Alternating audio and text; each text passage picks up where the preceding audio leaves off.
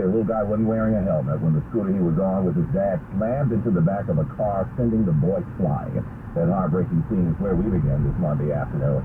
Says here the driver of the car, who was eventually arrested for something else tied to his vehicle, tried giving CPR to the little boy, but nothing helped. It was too late. And we spoke to the family of that driver. 1010 Winds reporter Eileen Palmer now, leading us off from Kingsbridge on this Monday. Felipe says his brother-in-law was so close to home, turning onto his block here on West 193rd Street, when the motorized scooter slammed into him. The 4-year-old child who was on the back of the scooter not wearing a helmet was killed. In his sleep, heartbroken, crying, it's just horrible. Felipe says his brother-in-law tried to save the child. Carried the child, he brought him here, the father was devastated also when he was trying to give him CPR, trying to revive him. The child's father, 24-year-old Mario Rosario, charged with endangering the welfare of a child, as well as being in possession of the stolen scooter. Eileen Palmer, 1010 Winds on Bailey Avenue in the Bronx. The boy ID'd is 4-year-old Mario Rosario, Jr. of the Bronx. Also on this Monday, did anybody know the LIRR was constructing a third track from Queens Village to Maryland Avenue in Garden City? Maybe I'm the only one who missed it. So the first section of the $2.6 billion project opens today. It's coming after 4 years of construction and about 70 years of planning and debating the thing. Crews recently got rid of the temporary passenger platforms that were built on top of the new rails at New Hyde Park and Maryland Avenue. The second section, which reaches Carl Place, will open later this month. New portions of the rail, which will eventually go from Floral Park to Hicksville, will continue to be added until the entire 10-mile track is done.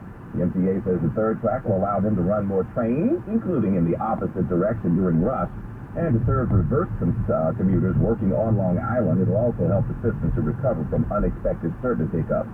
Hiccups? What hiccups? Yeah, right. We've been through those. Merry Christmas, everybody. It's that new track. To congestion pricing now, and some local leaders giving the MTA the side-eye for that much ballyhooed pricing plan that charges people extra who drive anywhere beneath 60th Street in Manhattan. Some local lawmakers say it is literally highway robbery. Where's the math? It's really shocked. Jersey's Democrat Josh Gottheimer says, how could the MTA need congestion pricing funding when they received $15 billion from the feds during the pandemic? What they do with that money, who knows? It's literally some sort of black hole. They treat us like they're piggy banks. I've said, the MTA backwards is ATM. That's how they're treating us in Jersey, like their ATM machine. I'm teaming up with Republican Congresswoman Nicole Malliotakis and asking for an audit of the MTA's books. She suggests other ways the MTA could be making up some money. Going after the fare evaders that cost tens of millions of dollars to the agency. They should be going after those who are the toll evaders as well on the bridges and tunnels. Glenn Shuck, 1010 Winds News. The MTA says congestion in the city would decrease by more than 15%, and it'll also improve air quality and bus service around here. Several public hearings are planned for later this month. Speed Awareness Week underway in New York. Governor Kathy Hochul announcing law enforcement agencies throughout the state will be increasing patrols to target speeding through August 21st. When family, does that mean you can go back to speeding after that then? Anyway, you'll definitely see more traffic enforcement cops on the street, supported by the governor's